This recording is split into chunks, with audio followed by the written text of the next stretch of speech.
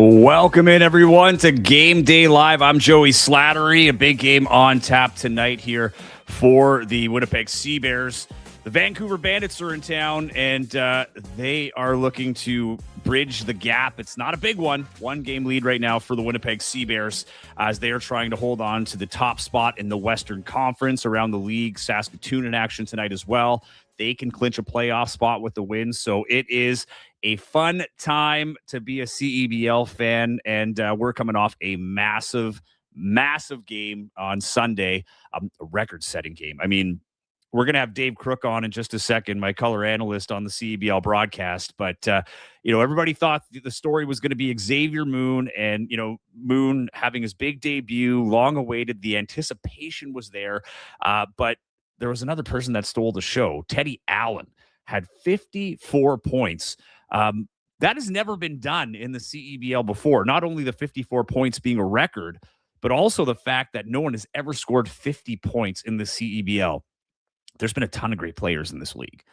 Jalen Harris, I mean, we've seen him up close and personal here with the Winnipeg Bears. He's been in the league a few years, played in the NBA with the Raptors, was a first-round draft pick, and, he didn't even get to that level. There's a number of players with NBA experience that have never accomplished the feat.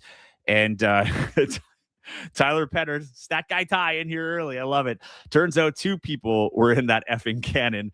If you watch the Target Score podcast, and when we had Chris Wiggins in, he was saying that he dropped the F-bomb on the podcast. He had a stern talking to. Don't worry about it.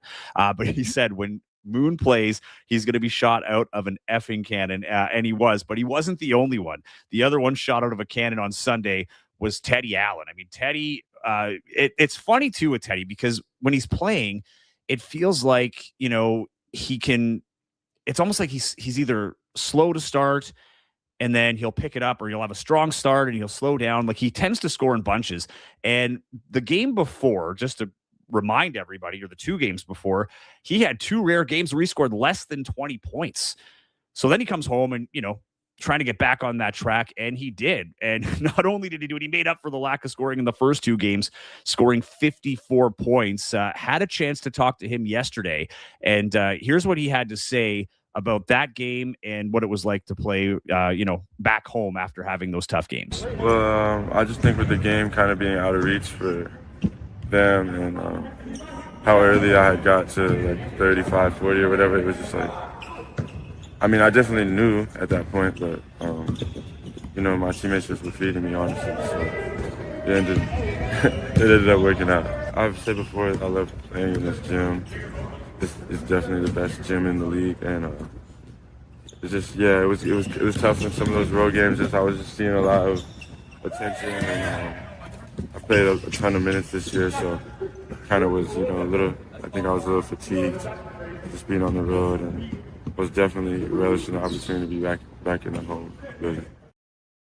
Yeah, so believe it or not, Teddy Allen is human. He might feel some fatigue after being on the road, and it has been a tough season. This is a tough part of the schedule. They're very happy that they're playing most of the games at home, but, it was a quick turnaround. I think it was Tuesday in Saskatoon, and then it was a couple days later in Calgary, and then you're back on Sunday to play a home game, against Montreal, a team that you're not very familiar with. You've only played them once this year, I'm pretty sure. So, it's a tough schedule. I think getting back, helped him just kind of settle in. There was a few days break in between there, and they've had a few days break now. But before we get any further on tonight's game, Xavier Moon also had himself just a phenomenal start to the game. He had 17 points, 14 assists in his Montreal debut. I mean, came as advertised. Here was a guy that, like we said, ready to be shot out of a cannon.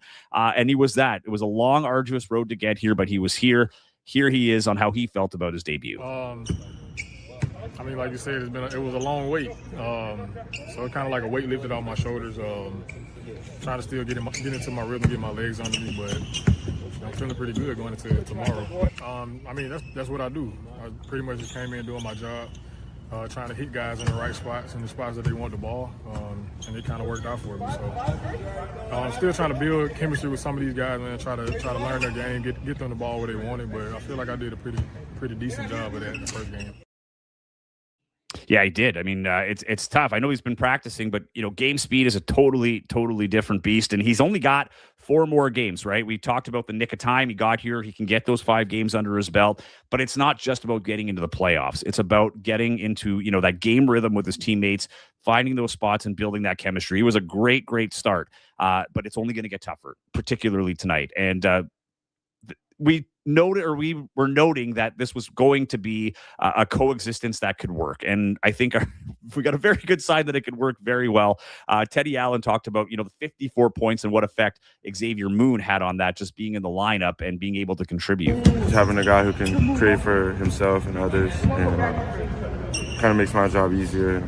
Kind of takes some of the responsibility off my shoulders of, getting mine and also keeping my teammates comfortable and involved. So it was great. It was a great first game, and I knew he was going to be good for us, and I think he'll be great for us going down the stretch. Some of the shots he was shooting, I wasn't a fan of, but they went in, and obviously I'm on the good side of that. So, I mean, I'm happy for him, and hopefully he can give us the same performance next game. Yeah, that's probably the most getting used to with Teddy Allen is getting used to the shots that he takes. He's a guy that isn't a traditional shooter. It's not a traditional form. Some of the shots he put up would be ill-advised for most people, but Teddy Allen is not most people. He is Teddy Allen for a reason. A reminder in that game, he became the first player to score 50-plus points in a game, but he also became the all-time points leader in a single season, and that is counting. And I know people are like, well, the season's been extended. Well, it was set last year when it was 24 games by Sean East, and he still has 4 games to go. Like, he could absolutely demolish this record if he can continue at the clip that he's been at. I mean, he's going to demolish it, even if he only has 10 points for the next 4 games. Like, it's just going to be that much harder to get to. He's hit a milestone that I don't think is going to be broken anytime soon. This is a dude who has absolutely been, on fire this year, better than he was the first time around, which is crazy because he was an MVP in 2023, and his numbers are trending to be better than that. I think it's a lock. We had Matt Bonomi on the podcast yesterday from Target Score Brampton in the latest episode. You can catch that on YouTube and wherever you get your podcasts. And he said, as a guy who's not in the West, and a neutral observer, it's hard to make an argument against Teddy Allen at this point. Teddy Allen is, in all facets of the game, just become such a complete player.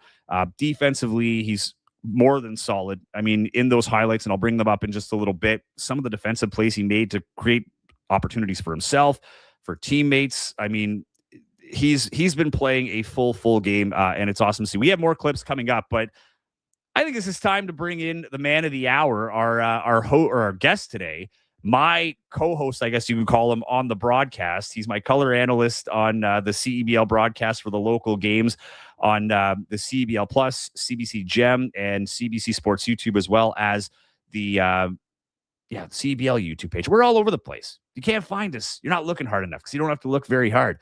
Here is the one, the only Dave Crook. Dave, how are you doing today? Thanks for making the time for coming on the show. We only have a couple of hours before this exciting one today.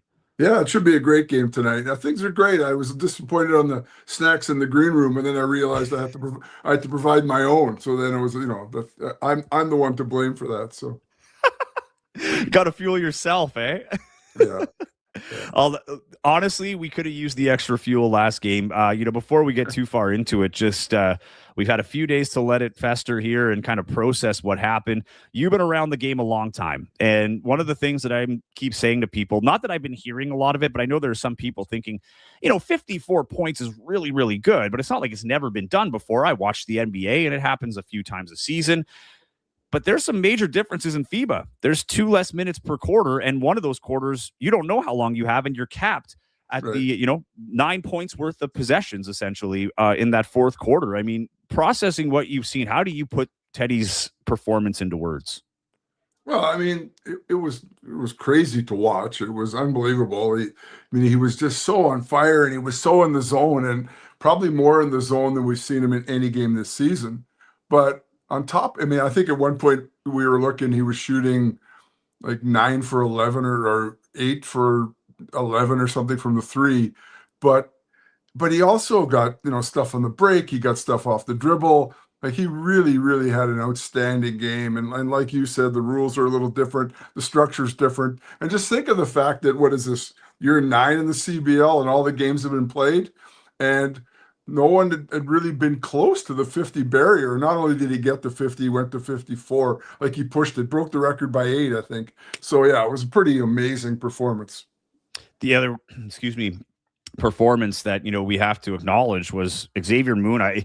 It's weird because it was an incredible performance, but it was just so overshadowed by Teddy. But I understand, Dave, he's been at practice for a while, right? And so you don't expect him to be rusty. He's got some chemistry with these guys, but I still think it's pretty phenomenal to put up 14 assists on top of 17 points. And if you remember that game, he had most of his points. I think he had maybe 15, 14, whatever it was in the first half, and he only had about 4 assists.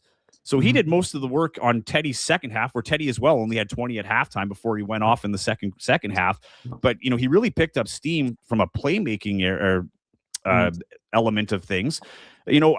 How impressed were you with his ability to just kind of slide into the lineup, after, a lot of practices, but to put it into practice in a game with that kind of pressure?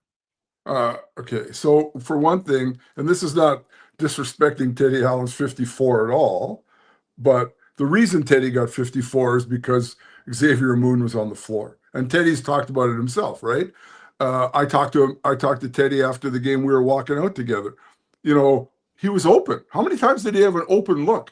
I mean, he hasn't had an open look in weeks, right? But Montreal had to guard differently because Moon was on the floor. And Moon is also a great distributor of the ball. It's not shocking that in the game where Teddy Allen breaks the record, Tillman has his best offensive game in my mind for the Sea Bears this season. A big guy who can score and can do some things. And he's been up and down, but he's been very, very good. And he's been a huge integral piece for the Sea Bears. But as an offensive output, he has by far his best offensive output in the same game when Teddy Allen has his biggest offensive output, because you have a different point guard on the floor. And I'm not saying that our other point guards didn't do a great job, because obviously they did, to get the Sea Bears in the position they are with the record they have. But Moon just brings a different quality to the game. Like, the game just looks differently when he's out on the floor. He's a floor general, and the players listen to him. He puts guys in good spots. They ran some things differently offensively that they hadn't run before. And even if they didn't run things differently, some of the stuff they ran looked different because there's a different type of point guard running the play. So, yeah, I mean, his performance was absolutely impressive, like off the charts impressive in my eyes. And I don't think it's a shock that Teddy Allen sets the record in Xavier Moon's first game. And part of that is, A, Teddy wants to show that he's the man and what he can do. So that's a piece of it. B, the space that's created by having a guy like Moon on the floor. And C, just Moon getting him the ball, putting him in good position, and everybody else, feeding off that. So no, it was an unbelievable performance by both those guys, but all the other pieces around them made it happen. Yeah, well, the other thing, too, I mean, Teddy's efficiency was through the roof, and he barely shot foul shots. In fact, he missed one. He was 3 for 4 from the foul line. It's not like he was, we talk about the, big points differentials, and I think that's the other difference, too, from the NBA. Like, when a game is close, or, they're trying to get possession, then you start getting to the foul line towards the end, right? He didn't have that luxury. This is all from the field. Yes. And, to your point, he was doing it from all over. Xavier was setting up, perimeter, inside. He set up himself. There's a couple, as the highlights are rolling here, where we saw the steals. This shot right here where he just pulls up and creates for himself. He was feeling it, but I think you're right. It's just the gravity. I love that term that Teddy always uses. The gravity that he draws is now being shared with a point guard who can do it all, right? And he did a little bit of that on that first game. And I don't know if you were listening in, Dave, and you were able to hear the clips here. I want to play it one more time because a few people have just joined in. But this is I thought this was fun because this is Taylor Allen. I say that all the time. Teddy Allen, not cousin Taylor, cousin Teddy, talked about what it was like to play with Moon, and then Moon talking about the getting used to playing with Teddy. Here it is. Having a guy who can create for himself and others, and kind of makes my job easier. kind of takes like some of the responsibility off my shoulders of, getting mine and also keeping my teammates comfortable in the ball. So it was great. It was a great first game, and I knew he was going to be good for us, and I think he'll be great for us going down the stretch. Some of the shots he was shooting, I wasn't a fan of, but they went in, and obviously I'm on the good side of that. So, I mean, I'm happy for him, and hopefully he can give us the same performance next game. Yeah, Xavier Moon is pretty fundamental, and we saw that in a few of his takes to the basket. Playing with Teddy's a different experience. I thought that was kind of interesting to say. I'm not a fan of it, but hey, Teddy Buckets is going to take the shot. If he's hitting him, I can't be mad. Mm-hmm. Yeah, no, the other thing you have to remember, what is it, 44% of the MVPs in this league were just on screen talking, right? I mean, almost half of the time that there's been an MVP in this league, it's those two, right? And so, what kind of a weapon is that? Or what kind of, and we weren't sure because we hadn't seen Moon in a long time, and you and I had never seen Moon live in person, right? I mean, we'd seen him in the gym, but we'd never seen him actually playing in a game, and because Winnipeg wasn't in the league last time he was in the league. But boy, oh boy, I mean, he was outstanding. Oh, totally. Another guy who was, who's been outstanding, again, not to say like flying under the radar, it's just, the role has increased significantly for him, but it's DJ Burns. Mm-hmm. And not all of what he's doing is showing up on the score sheet right now. I mean, he's a guy that's bringing so much energy, so much emotion, all positive. I had a chance to talk to him yesterday too at practice. I'm just going to run this clip real quick here, Dave. And he talked about the role and it isn't an adapting mode for him too. This isn't normally the role he plays, but here's what he had to say. I'm coming off a pretty good season where I average about 15 to 16. So scoring is not, nothing that's too difficult or too hard of a call. I just feel like I'm doing what what I'm supposed to do. I don't really feel like I'm doing anything special, but just taking what the defense gives me. I'm playing with good guys like Moon and TA that takes a lot of the attention, so it makes my job even more easier. I'm just I just feel like we're all having a good job of connecting and working with each other and making all each other better. What's impressed you most about DJ Burns? I think his energy, and I think the way he allows the Sea Bears to defend differently when he's on the floor. So they need Tillman. Tillman's big. He can guard any big in the league. He moves his feet. He blocks shots. He protects the rim. And then they bring Burns in, and Burns comes into the game and it's a little bit different, right? They can guard differently. They can now switch 1 to 5, which they do when he's on the floor. They can be more active and more proactive. And I think that, that's what Mike wants to do, right? They really want to be the best defensive team. And so what he's allowed them to do is to be, better defensively. And then when you look at the fact that, at times when you've got Isaiah Osborne on the floor and Akot as the two Canadians, both of them are good defenders with good energy with Burns. Now you had a guy like Moon who did more than his share defensively at the same time. And as we've talked about all year, Teddy's been, really putting in a shift on the defensive end. So now you've got a team that's active. They can get out, they can rebound, they can disrupt what the other team's trying to do. Where a lot in the past, especially with a lot of the bigs that we've seen in Winnipeg, almost all the time, anytime we're in screen and roll coverage, it's a drop coverage, right? We're not getting up. We're not doing anything to make that screen and roll difficult. We're just sitting back and letting it happen. Well, now they can be more proactive. They can bust things up. They can trap. They can step up. They can switch. They're doing a lot of different things, and I think that's been a really good piece, and that's something that Burns brings to the table. And the other part for him, he cleans up the glass. He does a good job there, and I mean, he's got a bit of an awkward shot, as you and I, as you alluded to.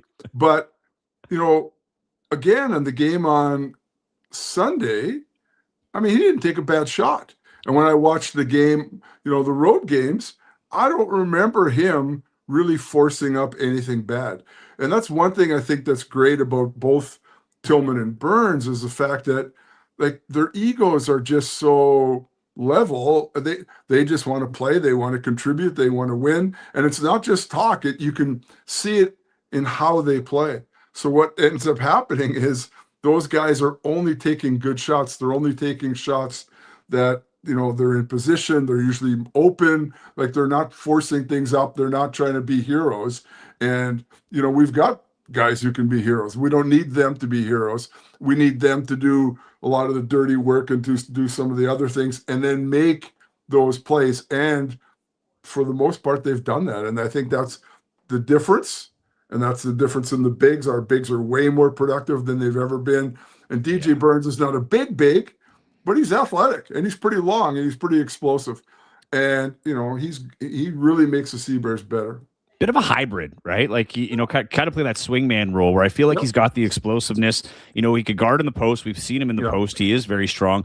But I think the intangible with him, Dave, is just that energy, right? Like, and he uses it so positively. Like, for a guy that wears his emotion on his sleeve, I don't think we've had a player quite like DJ Burns that, that relishes the fan engagement like he does, right? And it doesn't take much to get him going. He'll hit a basket, he gets into it, but I've not seen him use it negatively. A lot of times with these guys, that's the test is if you play with the emotion, you got to be able to channel the negative too when you're wearing your heart on your sleeve. But he is all positive. Like, you're around him as much as I am. Like, you see him in practice. He's always smiling. When he's on the floor, he's always smiling. He is having fun. He trash talks, but he's having fun doing it. Like, to me, the restraint on the negative and just keeping it positive. Maybe it helps because they've been winning since he's been there for the most part, other than that Calgary game.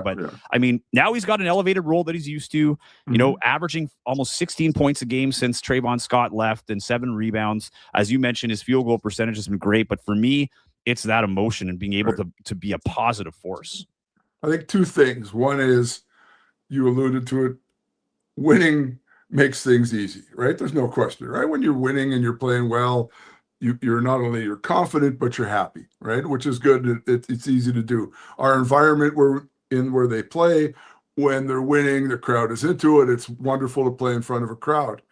And I think the second part, and this goes back to my being Mike Rainbow's boss for 10 years and being around him for a long time and watching him put together teams and talking to him about teams and how you create teams and what you do. And one of the things, and if you look at Mike's teams even at the university level, how they've changed over time, one of the things that he's learned, I think, and I think he does really, really well, is when you have to spend this much time with people, you don't want to be around people you don't like. You don't want to be around people who bring you down. And I think one of the things that he's done a really good job in is this group of guys playing for the Sea Bears are really good people.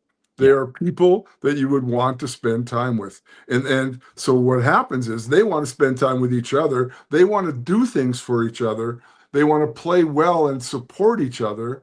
And, that plus the winning makes life pretty good. One of the things, Dave, that's impressed me about Mike Rainbow, and for those that don't know, Dave Crook was the longtime athletic director at the University of Winnipeg, former coach there as well. So that's when he says Mike's boss, Mike Rainbow being the head coach at the University of Winnipeg. Now you work for him, though. You're the assistant since you retired, so full circle. But the one thing that's impressed me, and I know you know Mike Rainbow better than anyone, but Mike Rainbow has made a name for himself, at the U Sports level as a guy who gets the most out of his guys, right? Yes. He's willing to take a chance on guys that might be a little rough around the edges or, might be emotional. And he tends to get the best out of them more often than not and turns guys into stars that were overlooked in high school and might not have been highly recruited. What's impressed me most with him is the command that he's had with the pros. Right. And he's working with guys that are not only stars, but like bona fide stars, guys that have played in the NBA stars that respect him like crazy. And it's nice to see now that, he's working with guys that, are stars and he's still able to implement these systems of that defense first, as we always talk about, that gritty to pretty, right? Get the work done on defense and then celebrate with a nice few points on offense. He's done a phenomenal job at implementing that at the pro level. Right. I mean, one of the things where I'm sort of lucky is because of our relationship, I've been able to be in practice a little more than normal. And I haven't done a ton of it, but there's been times when I've gone to watch them train, right? And I mean, to be honest, the Sea Bears practices aren't far removed from what Michael does at the university, right? He's doing the same sort of thing. He hasn't changed really his style of coaching. Now he's changed his approach a little bit from dealing with, 18 to 22-year-olds to dealing with 22 to 28-year-olds, right? He has to do some managing there, and they are pros, so you treat them a little differently.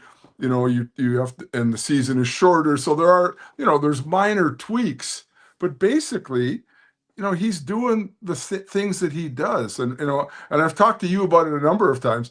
I mean, Mike loves basketball and he loves to coach. And, the games are where the people who support the sport get to see the players and they get to see the coaches in action. But for coaches, a lot of the real gist of what you do is practice. And so, Michael loves to practice. I mean, I really think, if he could just never play games, he would be just as happy. He would be just as happy going to practice every single day and training and because he loves that part of the game so much, and, I mean, the games are critical but at the same time, as a coach, you have less opportunity to impact during games, right? So a lot of his work has been done in the practice, and it's done in terms of creating this team, bringing in the pieces, bringing in the right pieces, the support that he's got from his two assistant GMs who've done a great job, Alex and Megan, who've, really helped him craft this team. As I said to you, and I can't remember if I said it to you on air on Sunday or I said it when we were talking off air, but, basically, and I said this to Michael actually too on Sunday, this was the first time that we saw his vision of what he thought the team would look like, right? His vision at the start was, Xavier Moon, Teddy Allen, Tillman, Isaiah Osborne, Acott, and then all that. I mean, I'm not going to name the whole team, and but that's what he was visioning, right? That starting five and that great supporting cast in behind them: Krause, Hildebrand, et cetera, et cetera, et cetera, McGovern, all those guys. So we saw for the first time. Now it took 19 games to finally see that group together, and we saw it for the first time. And they went out and we saw a number of players have their best game ever. One guy have the best game ever in the league. And it was super fun to watch. Sorry, I just want to point out Smirkio saying can't make today's game, so he's cheering from his phone today, Dave. So yeah. Smirkio, get used to our voices, buddy. All right. Yeah. Sorry, Dave, keep going. But when we were talking about it, we thought the game was fun. Like, we enjoyed broadcasting that game as much as any game we'd done the entire last two seasons, right? Like, I think that might have been the most exciting. I think we've had some exciting moments, but not historic like that. Yeah, but it was and often games that are 20 plus aren't easy to broadcast, right? Yeah. To analyze and for you to call. But that game was easy to call. It really was. You said it at one point before, I think it would have been after the first quarter. You said, like, this feels good. Like, like we're having a good call right now. Yeah. And, it's like, there's something about this game is how you put it. There's something about this game. This is before Teddy was anywhere near, I think Moon only had a few points, definitely not in double digits at the time. It might've been during a timeout. I can't remember, but you felt like something was special, right? Because a lot of times when you have this type of hype around a game, it's, it never lives up to it, right? Like, and there is a chance that a guy like Xavier Moon puts up a stinker, right? He has 5 turnovers, and more turnovers than assists, and he's sitting out and he's frustrated. Like, that didn't happen. It was exactly what everyone expected. And there was, with every day that passed, Dave, that pressure was growing. I know he's a pro and, he deals with this and he says there's no pressure, but there is. I mean, he's seeing this stuff, right? It was a very, very special game. Now, this would be a good segue here. They have another big game tonight, and this is much bigger than Montreal. Like, Montreal did not live up to the desperation. That was not, they were depleted. they were defeated by the third quarter. Like it just wasn't much of a game in the fourth quarter, other than watching Teddy go for his his record. Yeah. But tonight's game is a big one. It's Vancouver in town. These are two teams that are battling for first place.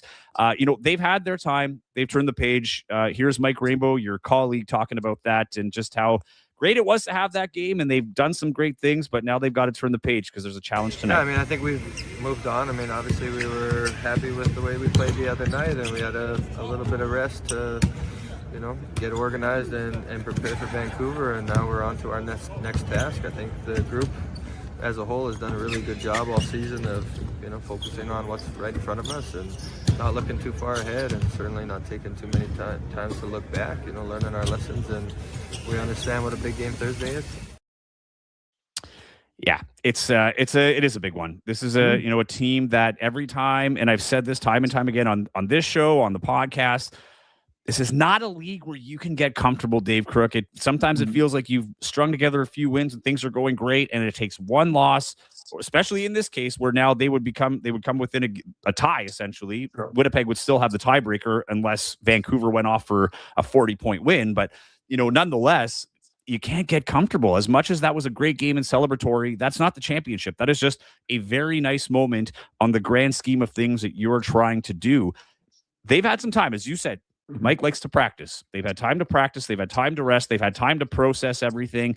I think they've had enough time to turn it around, and now it's managing the expectations because Teddy Allen's not going to score 54 a game. No. I mean, he may. Yeah, maybe I shouldn't say that. I wouldn't put it past him. I think the other thing, if you go back to that clip of Mike, I think one of the things there is, like, that's not just coach talk, right? That's what he actually believes, right? Like he's a guy who, the game's over. If win or lose, he's happy for an hour. He's sad for about 8, and then bang, he's back, focused on what he has to do next. And that really, really is who he is. So I think that trickles down to the team, right? So I think the team would have that same attitude, that they're looking forward and they're looking one game at a time. And it's all that, typical things that coaches and athletes say, but I really believe in this case, it's true. And tonight is a big game. Vancouver presents some different challenges for the Sea Bears, but I think there are things that they can handle. And if they can deal with, Vancouver's transition game, when the Bandits are running and they score, they have great success. When they don't get those easy opportunities, when you stop them and you can hold them in transition to 10 or fewer, you're in a really good place, to beat them. They're tough on the 3-point line. They take a lot of threes. They make a lot of threes. So you got to guard out. You've got to be active. You can't give them easy things. They're big. They attack the rim. They put pressure on you. They put pressure on your rim. So if you can deal with those things, you can have success. The Sea Bears have shown that they can have success against Vancouver this year. I think that they're coming off a great performance. They just have to, they take a breath. They've had a couple of days. They'll be fine that way. So I'm looking forward to a really good game. I think it's going to be a challenge. I think there's some tendencies that are similar between the two, but there's some contradictions in style. Winnipeg is another team. They're way better when they're good in transition, right? They're way better when their defense is creating things for offense and they can get out and run. So both teams like to be good in transition. They're both going to have to be good transition going both ways if they want to win. I think that Winnipeg's better when they attack inside out, whether it's going into the bigs and then the ball gets out, spits across, it goes the other way, whether it's off the drive and they create and pitch, or when the ball gets to a second, third side. They're way better in the quarter court when they attack that way, right? Vancouver move the ball, they shoot the ball real well. They've got a couple of guys who are as good shooting the 3 ball as anybody in this league. So Winnipeg's going to have to guard. They can't get caught playing closeout basketball. If that happens, it could be a long night. I think it's going to be a really good game. I think that it's going to be a battle. And, and Vancouver's got a little tougher. They were just on the road a couple of days ago. They dropped one that they probably think they could have won. And now they've got to go into Winnipeg, which is not easy. And you know what I mean? Being on the road is tough, right? Totally. even if you're a pro. And this is a tougher environment. Now, this is the flip of that also is this is a fun environment. Now, and the last flip of all that is the last time they were here, it was a little bit ugly. So we'll see what happens today on that with that. Yeah, and XO204 says, no way is Mitch Creek active tonight. The reason why he is saying this is because, and we've got breaking news. Want to share this screen. Chris Wiggins out of Vancouver saying on Instagram, or X or Twitter, whatever, Mitch Creek is back on the Vancouver Bandits active roster, which Dave, you and I knew of a huge matchup tonight versus the Sea Bears. I'm hearing he will likely play tonight at Canada Life Center. Extremely timely, as top of the West is still very much up for grabs. Your reaction to that, we will have to wait and see. This is what he's hearing. But if they get Mitch Creek in this game, that changes things significantly for Vancouver. Yeah, and in two ways, right? I mean, it's a great thing to add a guy of that caliber, right? You know, arguably last year the best player in the league, arguably a guy who, when you watch him play at times, you know, and this is not in trying to be demeaning, but at times he looks like he's too good to play in this league. You know what I mean? Like he's a real talent, right? Can do a lot of things, you know, can score, pass, shoot. I mean, he basically does it all. But at the same time, what he played one game in the second or third week of the season, and then hasn't been with them, and or you know he's made, what has he been, played 2 games this season? I can't remember, Joey, if it's 1 or 2. So he's played 2 so far because right. that last game in Winnipeg, he didn't come on the trip, and that was between the 2 games. Yeah. So you know, you also have to bring him in, you know, and like, well, people could say the same thing about Moon. Well, that, you know, but Moon was with the team every day in practice for weeks, right? Where I don't think Mitch Creek has been in practice every day doing things with the Bandits. So you bring a guy in like that, and he can have an amazing performance. He can change the game. He's got all kinds of ability, but at the same time, you also, you know, you disrupt your chemistry a little bit, and it makes things a little bit, you know, iffy at times. So it can go one of 2 ways. He can be outstanding and he can make everybody better, and he can change the game and Vancouver will be better, or, you know, he can disrupt what they're doing and make life difficult for them. But, you know, if you're the Vancouver Bandits and you can dress Mitch Creek, would you dress Mitch Creek? Well, 100%. I mean, that guy's been the driver of the culture of that team since he arrived, 2 years ago, and he arrived mid-season, and that's when everything turned around. So, of course, you know, they're going to want to keep him in. I think what everybody was maybe a little bit relieved, probably not relieved to your Sea Bears fan, you know, Mitch Creek is in there, but there's no Tajay Moore on the active roster. He had put on Instagram that he was in Vancouver. He ended up signing with Kyle Julius's team out in China. So maybe that was the reason for the visit, but it had a lot of people wondering, like, is he going to play? Even though he wouldn't be there for playoffs. I think the biggest thing Vancouver wants to do right now, no one wants to play in Winnipeg except for Winnipeg, but everybody understands how important it is for Winnipeg to be playing in Winnipeg. They have a losing record on the road. They have 1 loss at home, and 1 loss that, you know, you and I've talked about. It was a bit of a weird game, not making excuses, but you don't win them all at home. And that was one that was a very winnable game against Calgary. So, you know, getting Mitch Creek in here now, if you can steal this win here, they play 1 more time to finish the season. And that might be the deciding game of who's going to get that top spot in the West and who's going to have the easier road in terms of playing at home throughout the entirety of the playoffs. Right. I mean, you know, it's rare in any sport that a team at the top of the standings has a worse record at home than they do on the road, right? I mean, that's just a thing in sport, right? I mean, most teams prefer to be at home, right?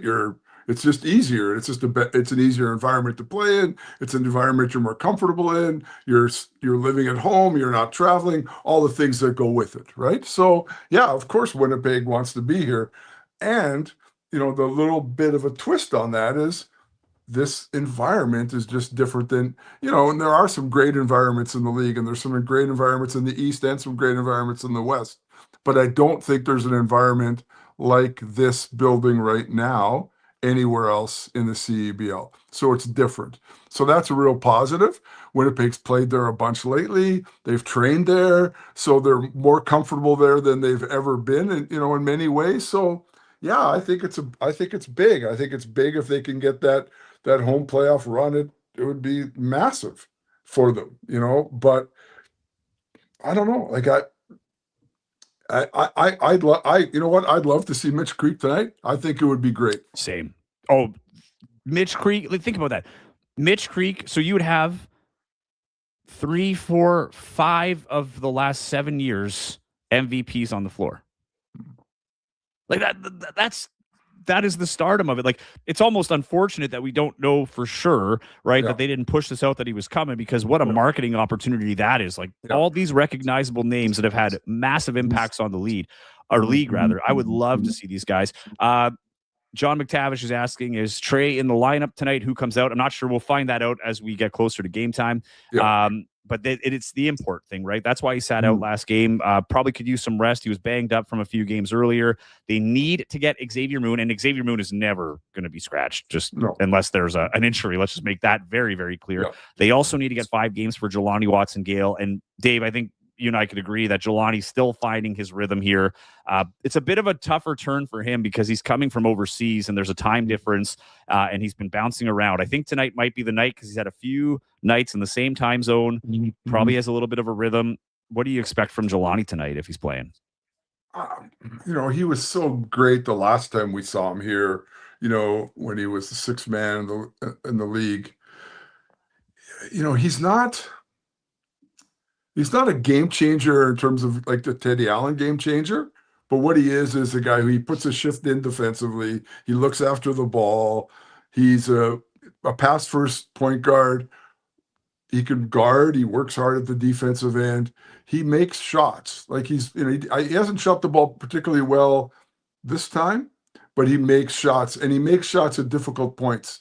So he's just a great fit. And there were times in the game on Sunday, and it was just a little window, but where we saw Krause and Moon and Watson-Gale on the floor together, 3 point guards, right? So that's one thing that's good for Winnipeg, is the fact that now they've got a lot of depth at that position, and they've got 3 different guys who basically all do different things. So I think that's very, very positive, where there was, a couple times this year where it was a little spotty at that position, and that was a position where we looked a little maybe it was our weakest spot on the floor, at times. But I think right now, they are in a great place in terms of the point guard. Obviously Xavier Moon is he's the best point guard who's ever played in this league, right? Yeah. So you've got that.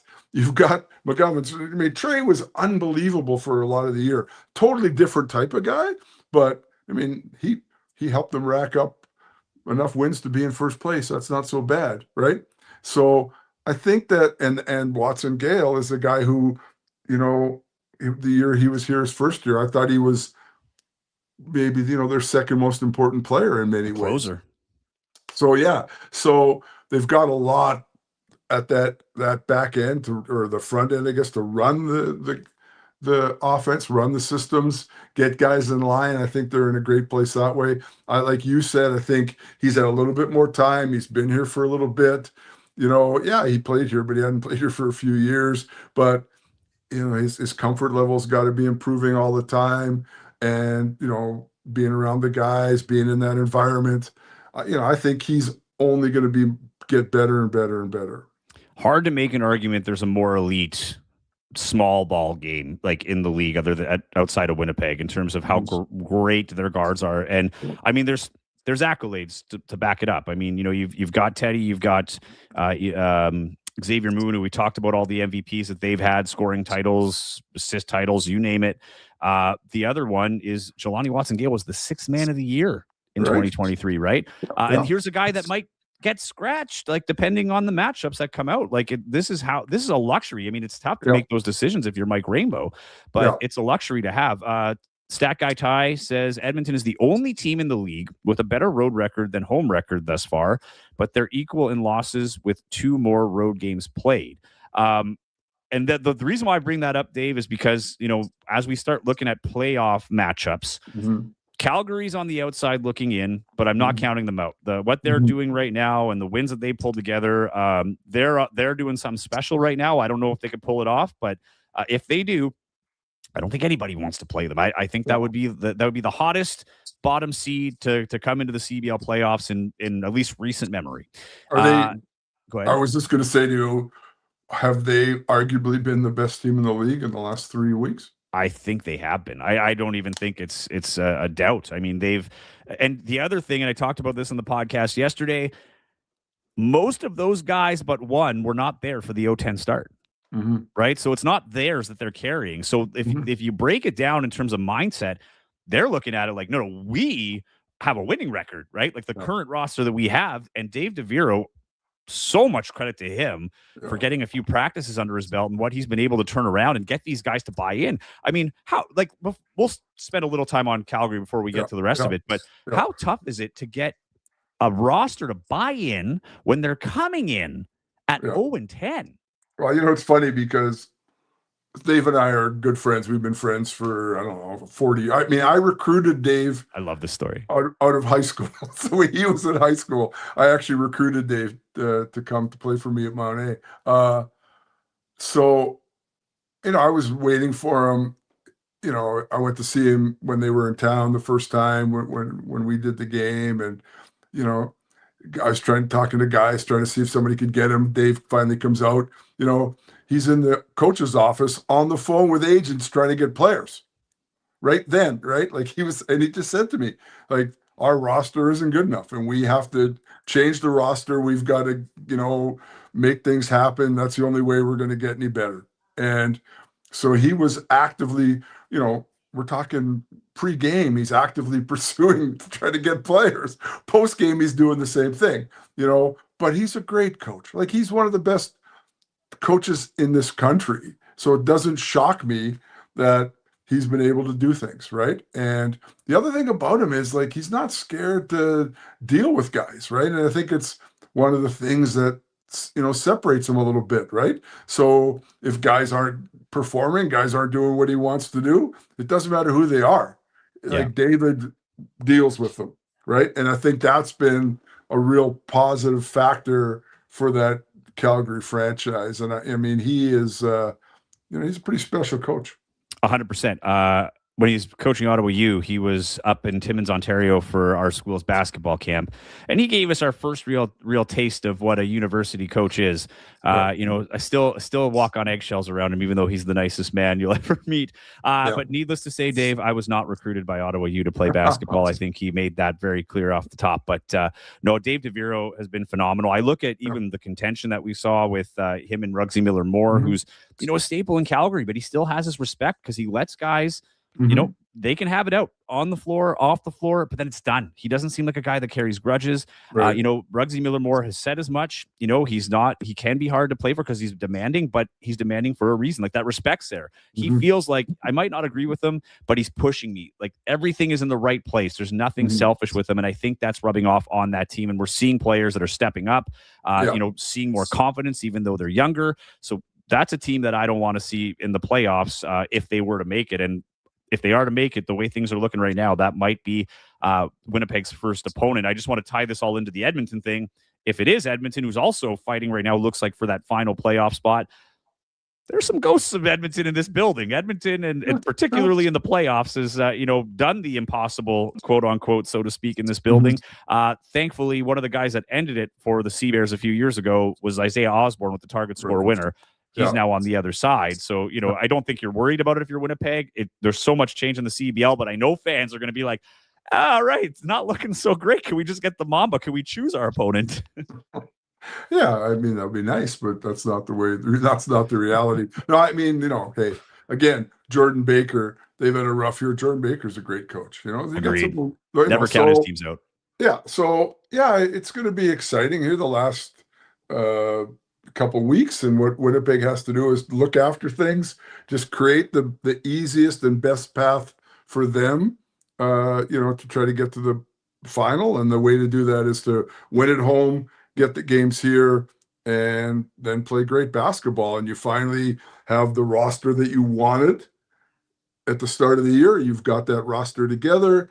If you can get home court advantage the rest of the way, there's not much more you can ask for. And I'll say this too.